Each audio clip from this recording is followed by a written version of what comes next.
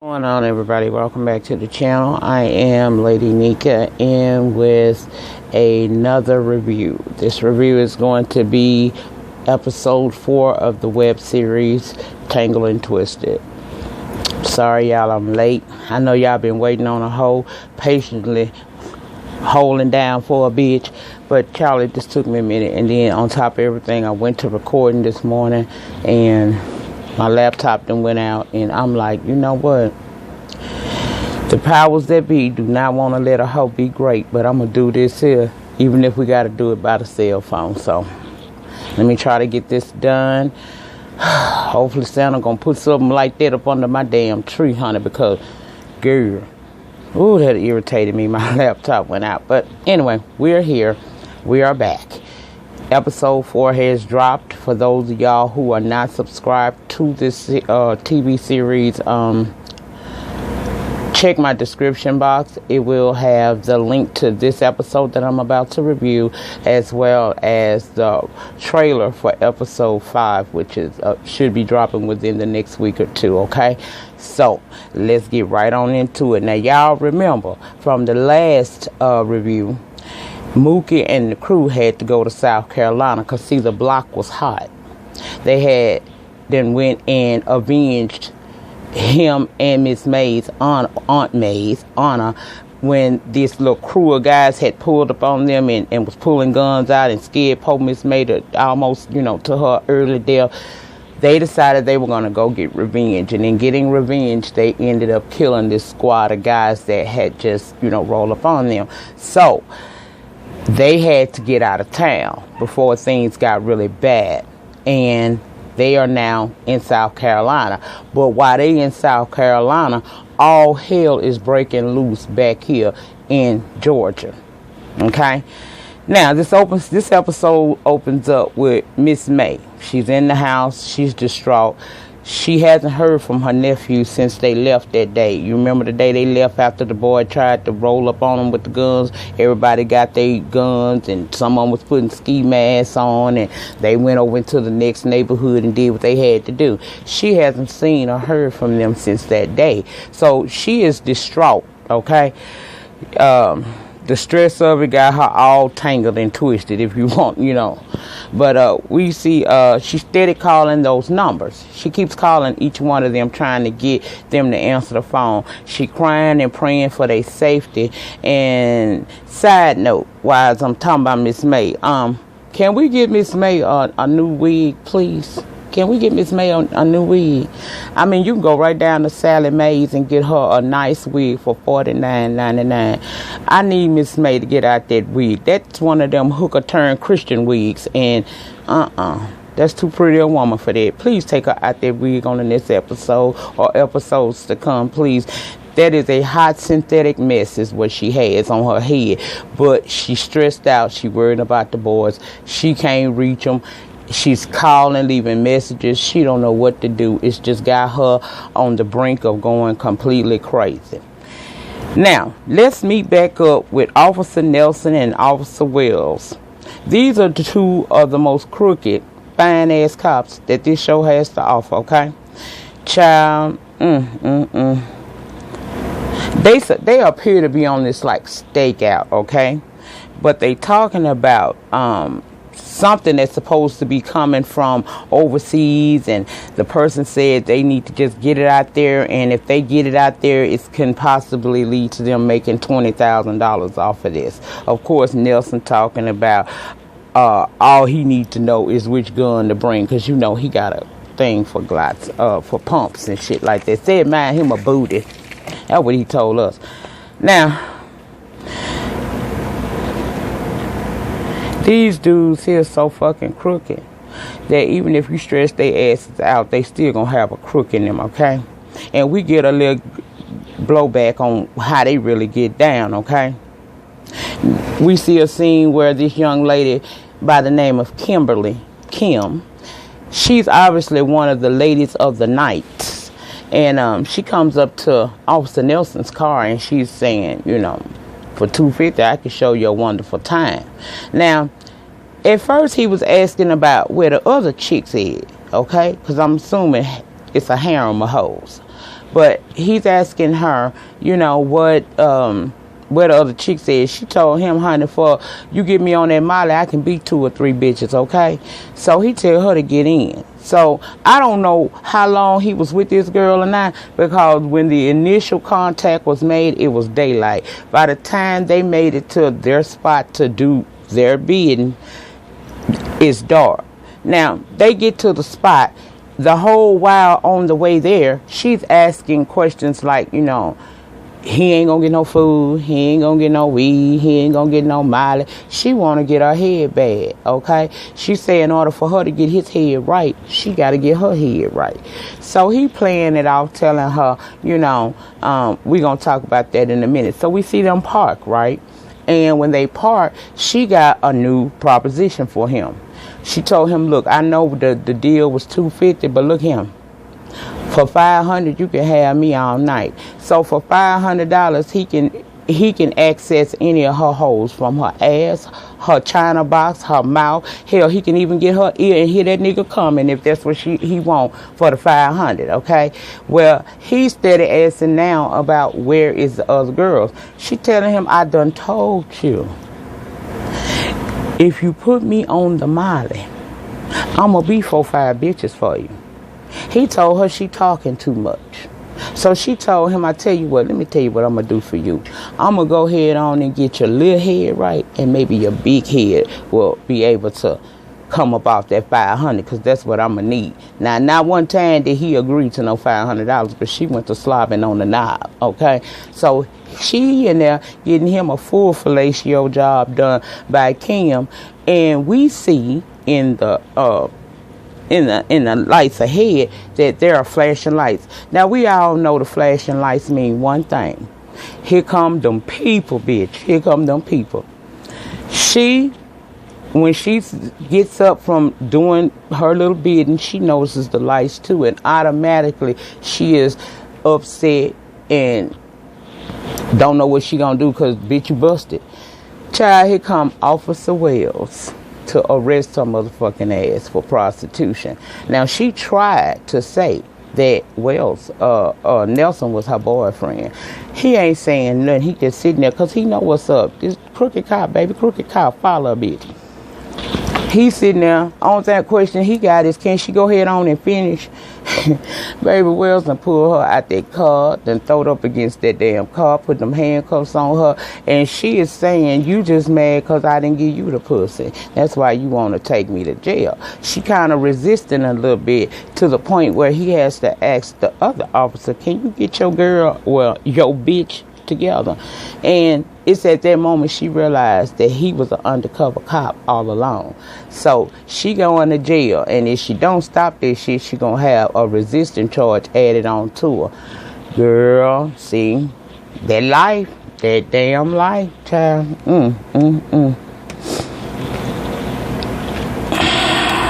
Let me see where we going from here. Okay, now let's go back to the current day, because that was just a glimpse they gave us into how these two cops get down. We know they crooked. They gave us a scenario. Now let's go back to current day, to this stakeout they having. And these two dudes, who I did not catch names, they're talking. I'm assuming they making some kind of drug deal or something like that, okay? Well, they decide they're going to roll up on them. And when they do, soon as the guys hear freeze, motherfucker, they decide to want to try to shoot at the cops. Now, I didn't catch the brother's name, but there was this one particular one in a white thermal that got shot. We seen him get shot, and we seen him go down. Now, the other young gentleman, he is at the far end of the vehicle that he was standing by at the time that they were, they got busted by these cops. He back there, but see, they've been counting bullets and stuff, so they know that he is out of bullets. So they talk him out of, from coming back there, so they ain't got to kill his ass. All right, he come from behind the car. They getting ready to, cuff his ass up, and he decide he gonna take him a cheap shot on Officer Nelson. Now, y'all know Nelson don't give two fucks. He hurry up and hit that motherfucker back. He Jackie Chan him in the stomach and the jaw, okay? So off to jail, his ass is going. I said, baby, they do the most right here, don't they? All right. I'm sorry I didn't have them two dudes' name. Be patient, bitch. I'm still working on it, okay? I got a promo clip that tells me some of these characters, but when I look at the characters, sometimes I can't place the faces from the episode with those characters, so be patient. But I got a lot of them, though. I done found out who a lot of folks is, so roll with me, okay? Now, next is the comedic relief of this episode. Child and my new friend. Now, y'all know I like me some Kool-Aid, okay? Kool-Aid is the neighborhood crackhead. But, bitch, they got a nut. And if you watch the episode, you will notice, you know this guy. This dude was on Wildin' Out with Nick Cannon. But in this series, his name is Shawty. And I love me some damn Shawty. Shawty is a fool with it, baby. Shawty lives for three things, baby. Money, pussy, and weed. And when we meet up with him, he is rolling the weed for to get high as giraffe ass and just chill, because that's what he do, okay? So he in there getting high as hell to the point where he done almost dozed out, but that nigga is a true bud head because he is holding on to the marijuana as he is drifting off. Now we see this chick coming to the apartment, kick off her shoes. I'm thinking, okay, they must got a nice crib. But as she walked through this bald-headed ass apartment, I noticed bitch ain't got no furniture up in here, ain't got nothing but a bed. And she comes in and she's pissed off and shouted, telling him that he can't be laying around not trying to find no job. It ain't like it was when they was in high school. They got children now and he needs to do better. Plus it's coming up for rent time and they ain't got but $150 on the rent and they need an additional $400. So she won't know what the hell he plan on doing. Now, Shawty reminded me of Day Day, y'all. He did. Day Day from Next Friday. When the mailman served that tax notice and Q was asking how much they had left from the lottery winning, this how he was acting, child. Well, Shawty say, he done told you that his homeboy Chauncey that run the club downtown got a package coming in next week.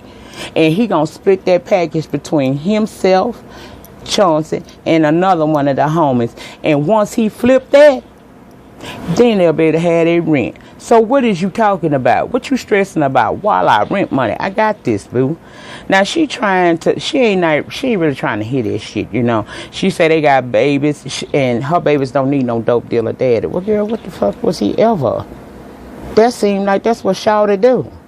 But anyway, Shawty hides giraffe ass, like I said, and he offering her the weed. She said no, because she already tweaking. He said, yeah, you might want to hit this because I got something to tell you. And hell, I wanted to hit it at that point because I want to know what the hell he was going to tell her. Well, Shawty say his mama, his auntie, his cousins, his good girlfriend, his other baby mama, and the girl across the street all say them kids don't look nothing like him. And he gonna need some paperwork on them little bastards, is what he said. He told her, he said, look here, if you ain't got the money for the blood work, then we just gonna have to take this shit tomorrow and let him figure it out, honey. Because if I'm gonna keep, putting up the coins for this family, I'm gonna have to have some paperwork on these little bastards. Now, she's saying, fuck you, are you serious, and all of that. Shawty say, he ain't trying to hit his shit. I need some paperwork if you gonna keep wanting me to produce for you and this family that you say is mine, okay? Dude is just playing games with her motherfucking ass. He got her turning around, talking about something was on her fucking pants, and child, she turned around talking about what? He talking about that ass. Then she told his ass, I got them special numbers. You know them special numbers that all hood chicks always trying to get from these niggas that they lay up with. Them special numbers that identify you throughout the government and throughout the world. Them social security, she got that. And since he want to act a fool, she gonna take that down to defects. He told her defects these nuts and he left. I hollered, y'all, that was funny. I'm sorry. I know that's some old hood book of shit. But, honey, I got me a Kiki from a Hardy place off of that. That nigga said, defects these nuts and ran out on her ass. Now, next we see Detective Green and Detective Flint as they arrive into the office. Now, once they get into the office, they begin to talk about, this sergeant that's on their asses about closing up some of these open case that they got, okay? And the conversation switches. Green is the female. She's telling him about an abduction of a child earlier that morning that may be a key in with some of the other cases that they have. Well, Flint is a little bit on the racist side, and I'm gonna tell you why. Follow me, bitch. Now, he said it reminded him of the Wayne Williams case. Well, Flint said no. That didn't have nothing to do with this. She said Wayne Williams wasn't the one that killed all of these little black kids. The KKK had a whole lot more to do with that, and I kind of feel like the DA just kind of really in other words, she was saying the DA set his ass up to take the fall for that shit, but she know for a fact that KKK had more to do with those children's murders than Wayne Williams did. Well, Flint is going to now say to her that I don't want this to come off as racist. And when he said that right there lets you know where he stands. Because if you gotta preface your comment with I'm not trying to sound racist 9 times out of 10, that you racist. It's just like a white person that says, but I got black friends. Okay. Well, he's talking about how black people kill each other all the time, and then the first time a white person kills a black person, they want to march and make it about race and take it back to slavery. Now, Flint at this time, she over it. She don't want to hear no more shit from him about that. She told him, look, we got cases to work on, and we are going to work on them. And she also called him a racist piece of shit, but I ain't see no fault because she called it like she saw it, okay? Well, child, they trying to find out what happened, a few weeks ago at the killing at their apartments, okay? So then we go to a scene where Portia has now re-entered the bedroom where her and Shorty was. She kind of stressing because apparently these kids ain't hers because, baby, she ain't trying to do no DNA test. So she trying to figure out what her next move is, because her next move gonna have to be her best move. Remember, she $400 short on that rent, okay? So in her sitting there trying to contemplate what her next move is gonna be, she notices in the drawer a card that on the last episode Detective Green had given her. Remember, Flint and Green was in them apartments trying to scour it out to find possible witnesses that were to give them an idea as to who shot these boys up. They came across Portia and she didn't know anything, but they gave her her card. She gave her her card and told her to holler back at her if anything comes to mind. So now that she needs this money, she's going to give the Detective Green a call, and she does. And she, they go through the who this is. Once she realizes who this girl is on the phone, Portia says she ain't got no information on the crime that they were talking about that particular night, but she got some information on another crime, and she just need to know how she can get her money. Green tell her all you got to do is text me your name and your address, and I'm going to come pick you up, okay?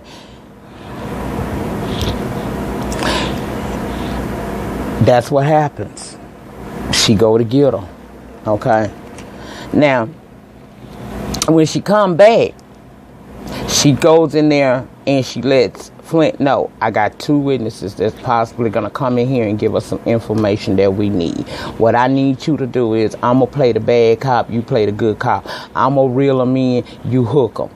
Y'all see this every day on the first 48. They do this. They sit there and have their little conversation between them before they bring the suspect in and try to play them to the left. And that's exactly what the hell they did. So Portia get there, and before she comes in, like I said, she had given him that little information of how they gonna play it. She come in there and she said she seen a bunch of guys jump out of 2 cars, and before she could complete that, Green stops her. Look, let's break this down bit by bit, okay? Now, Portia is impatient because she wants to know one thing and one thing only. How much money is up here? Well, how much money is stake? Flint say $2,000. So she really, her spidey senses have now been, activated, and she want to go ahead on and tell what she know. Now, here's the thing. She don't know shit. All she's able to do is pinpoint. With Green's help, she's able to say it was at least 4 or 5 guys, 2 cars, and one of the persons, because they all of them didn't have masks on. One of the person is named Moo or Mook or something like that. She don't know who he is, but she heard of him before, and he's supposed to be like the leader of this little crew, okay? So really she ain't giving the, and then she gonna ask about the money again. At this point, Green is aggravated because she like, so it's all about the money with you. Portia like, no, it ain't all about the money, but that's what I need, and y'all gonna be using my face on this situation, so I'm gonna need y'all to, run me my money. Green is trying to explain to her, we need more information, because see, what you don't understand is, we can only help you if you help us. I need information that's going to lead to somebody getting arrested. That is the only way you're going to get your money.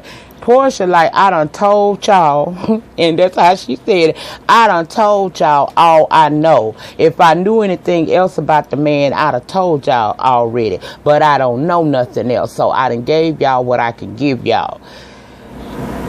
Green saying she need more. So now Portia is irritated and she ready to go, and Green see she ain't gonna get nothing out of this girl. She ready for her to go too. Told her, look, when you get some information that yields an arrest, then you will get your reward. But until then, ain't nothing I can do for you. Don't expect no phone calls. And look, if you decide you really want to work with me here and not tell me what I already know, then you give me a call. And so she leaves, child, with no money.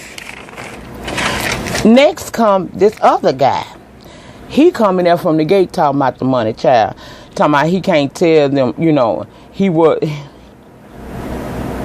want the money, but he ain't got no information, child. He explaining that he need the money for his baby, and then talking about he need, he gonna have to have that money because he gotta have protection because they ain't gonna protect him. And basically, he don't know shit. He went to telling them about somebody named Flip Flop told him some, child. It was just a bunch of bullshit. Next thing you know, Flint done sat up there and said, see, I told you about your people. Another racist remark. She said, oh, my people. At this point, not only is she aggravated that Portia ain't had shit for her, you got this motherfucking cocksucker sitting up inside of her, on the side of her, ain't telling her a damn thing, but he want to check. And then you got this racist motherfucker that's saying a whole lot of shit, and because of how these niggas is coming in here acting, it's making it seem like you validating what the hell he done said. So she's triple fucking aggravated. She put his ass up out of there. Told him, you ain't telling me. The information you giving me don't coincide with what I already know about this case. So you ain't got nothing to tell me. You go back and tell Flip and Flop ass when they get some information that's going to yield me an arrest, then y'all can holler back at me. And there will be no reward money. So she done put him out the office, child. I holler. Now, let's go over to Stone Mountain, honey. We're going to go to Stone Mountain, Georgia, to Clue's house. He at the trap house, okay? And shit about to get real for Clue in a hot minute, okay? We see Kool-Aid. Remember I told you, Kool-Aid is the neighborhood crackhead. He know everybody, and he always, anytime he run up on somebody, a fellow crackhead that wants some crack, he gonna get with them so he can make the sale and be able to hit the shit too. So here he come, crackhead, Kool-Aid, and he done brought with him 2 other crackheads, a black chick and a Spanish mamacita, honey. Well, one thing that we learned in this scene was that Clue has already sold to 2 undercover police officers. That's one thing we learned. 2, we learned that there is a specialized unit en route as we speak to bust his ass, okay? They are traveling in a party bus, and while they're, they talking about it, they passing around his dock so that everybody know how he looks and everything. So they en route to bust them. Meanwhile, back at the trap, Spanish Mamacita don't feel that what Clue is offering her for her money is enough, and she is kind of like raising sin, telling him this ain't right, this ain't enough. He ain't got time to argue with no motherfucking crackhead, bitch. Be gone, is what he told them, and that's what they wind up doing. No soon did they get out of there, honey.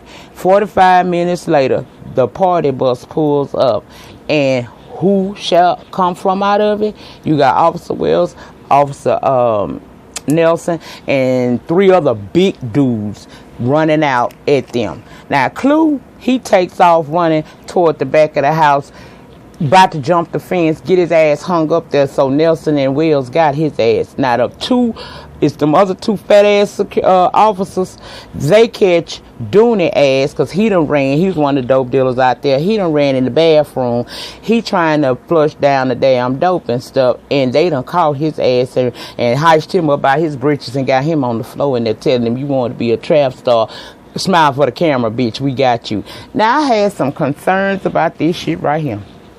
Concern number 1 is, fuck you move that damn slow if the people done came and infiltrated your car. Did you see how fast they were flushing and tearing up computers and everything else on New Jack City? Child, when the people come, you already should have a backup. Y'all should have had a bus plan. Bus plan is the plan that dope dealers have when they are set up their shop in a trap house to rid themselves of the dope if in the event they are raided by ATF, the local law enforcement, whoever, child. They have a plan in implementing. This boy was slow as fuck. First of all, it took you too long to get in the damn house. Then you trying to pull the shit out. Boy, you supposed to have punched a hole in it or bit a hole up in there and been pouring that shit down in that toilet and flushing at the same damn time. He wasn't doing none of that. He too motherfucking busy trying to put it out. Child, they had their ass. You got Clue in the back talking shit to Wells and fucking Nelson, knowing that them 2 crooked motherfuckers will beat their ass, and that's what he was doing. They was beating on him because they was pissed he made them run. Then they didn't like the fact that he was calling them the overseer for the white man and all of that, slave catcher and all that shit. So basically, Dooney and Clue done got busted, and they on the party bus on their damn way to the jailhouse for selling dope. Okay, I said, child, you is crazy. Now let's go over to Miss May house, because she's still worried sick about her nephews, and we see this car pull up, and it's got this one of the dudes that hang out with Mook and them. Strike, but they call him his real name is Kevin. His grandma want to call him Kevin, so she said call him Kevin. That's what we gonna call him, Kevin. She just got Kevin out of jail, but they wanted to stop by and check on May because they know May been under, going through some things, and she just want to check on her. Two other church ladies going to check on them. Now you got the grandma of Kevin, aka Strike. She's talking to him. She's telling him that he needs to start trying to come back to church. You know how the old people always do. They think that all your problems solved if you go into church. And so you can get answers in the church, but the church, child, faith without work is dead. You got to put in some work for them spiritual blessings to come forth. But I digress. She telling him he needs to come to church more often. This dude told his grandmother, I'm on probation. I don't know if I'm better to come every Sunday. Now, family, what the fuck him being on probation got to do with him going to the house of the Lord and worshiping? That behooved the hell out of me. But that's the game he running, and grandma got to tell him to pull his britches up because don't nobody want to stay at your ass.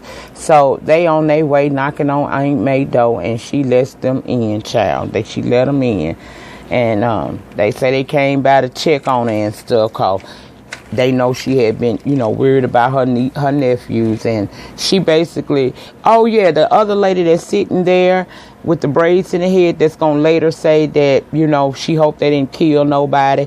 when May tells them the story of what happened with her and Mook that day that led to all of this shit, that's Gucci Mane mama. Y'all go over there and go over there and support these folks. I'm telling you, this dude is doing great things over here in Georgia. I see a vision for this young man unlike no other. I don't really give a shit what I get out of this. You know what I'm saying? It's not about that. I told y'all, and I'm finna digress and go in the rabbit hole. It's about sometimes just the support you give. You know what I'm saying? It ain't always about what you get back. You gonna get your blessings for just simply being the person that was there for them and tried to support them as they were on their journey. I see a vision for this young man. If Issa Rae can come from YouTube and now she's on HBO and Insecure, Saheem can do this web series and eventually move to a local network. I mean, I see OWN for him, okay? Because this is a very good show.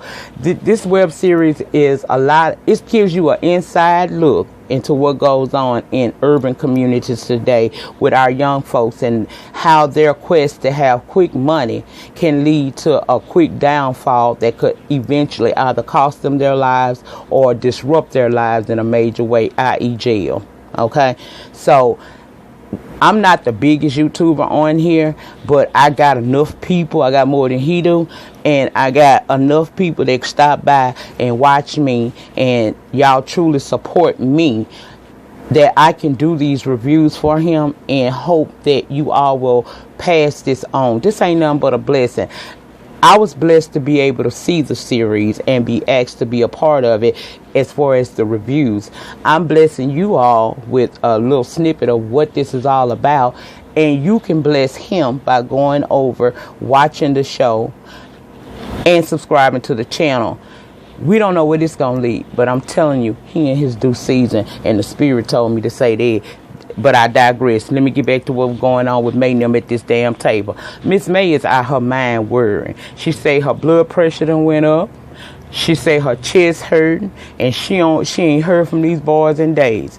She tells them the story of how all this came to pass, and I shared it with you all at the beginning of this review when I said that her and Mookie was in the car, and they were just driving along. Well, apparently Mookie wasn't moving fast enough for these dudes, so they come around on the side and get to pulling guns, talking about shooting them and stuff.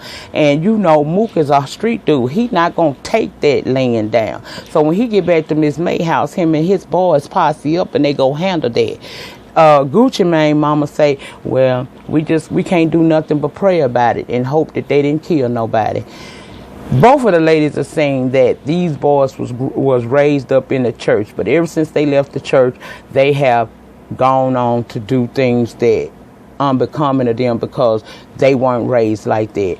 And I'm gonna tell you this right here, as a mother who has been through it, you can do all you can for your children, but if your children don't want better, they gonna have their own ideas about how to do things.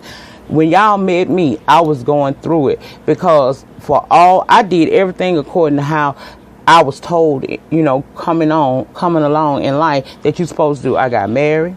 I didn't have no kids, so I got married. I had a 2-parent home, putting the morals and values in my son, doing all I can to make sure that he succeed in life. But the streets was calling him. He wanted to be like his thug friends. So here he go, a little suburban boy from a prep school, fooling with these hood dudes, wind up going to jail. And I could identify with Miss May when she felt the guilt of saying, you know, I failed him. Because that's how I felt at one time. I felt like I failed my son. I didn't do enough. But I had to come to realize that it had nothing to do with me. It's about his life and his choices. All I can do is give you the blueprint of life. It's up to you to actually do the design yourself. And that's all that these ladies were telling her at this table.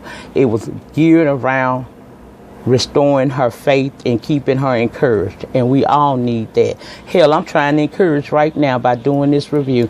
I want this young man to keep going. And I'm asking each and every one of my love things, old and new. If you have not gone over and check these episodes out, because he got 4 up right now, 4 full episodes, and a trailer for episode 5 that's going to drop within the next week or 2. Support this young man. If it ain't no other time in the world we need to be supporting our own, is right now. So I'm asking you to go over, watch this, and to encourage him. Give him encouraging words. Support him. If you don't really necessarily care for it, that's fine. Share it with somebody else. You don't know who life might be impacted by this story, because this is a powerful story, and we're only in the beginning stages of finding out what he has envisioned for this show. Okay? That's all they did. They just encouraged her, gave her a passage out the Bible, basically saying that when we ask God for something, it's out the book of Luke. When we ask for God for something, we got to lead that prayer with him with it in our mind that we got it. We gonna handle this. Okay, that's what you need to do. Anyway, that's what happened with them. Okay. Oh Lord, I'm letting this going long. I ain't mean to hold y'all this long. Okay, let's travel to Abbeville, South Carolina for a minute. Let's go on down there. This is the final scene. Now, I didn't get baby girl name.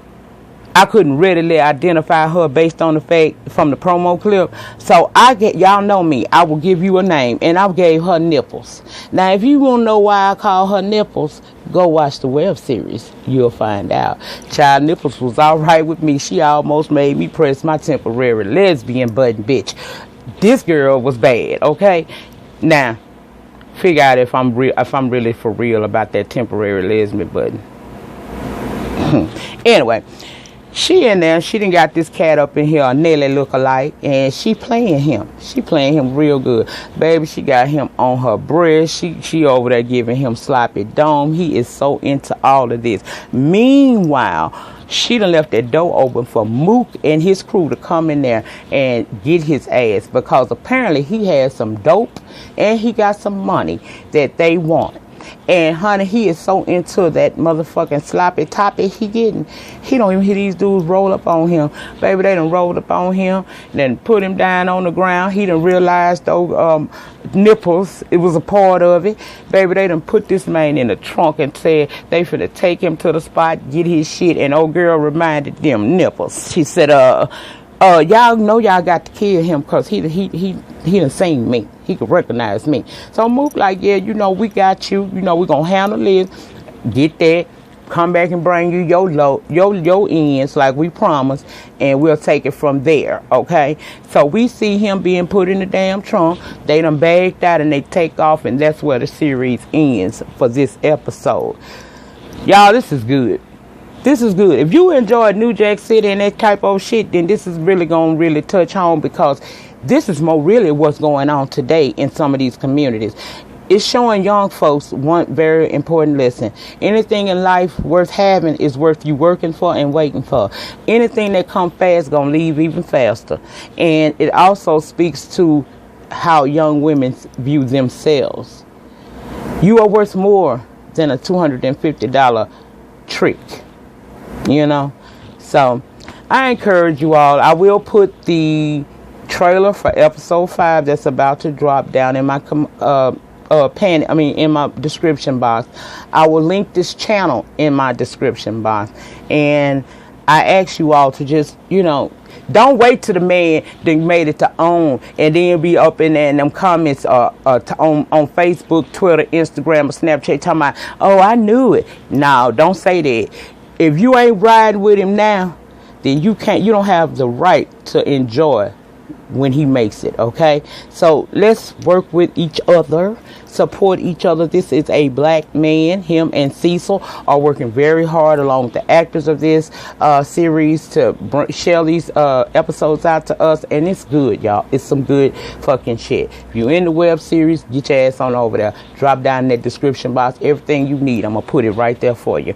That's it. That's all of this episode. I'm sorry it's been a little bit long, but you know our talks and you know, shit. That's what we do around here. In the meantime, in between time, please remember to like, comment, subscribe, share this video on all of your social media websites, and I will see you guys back for Fuck Shit Friday, the late edition. Yep, I'm still gonna do it.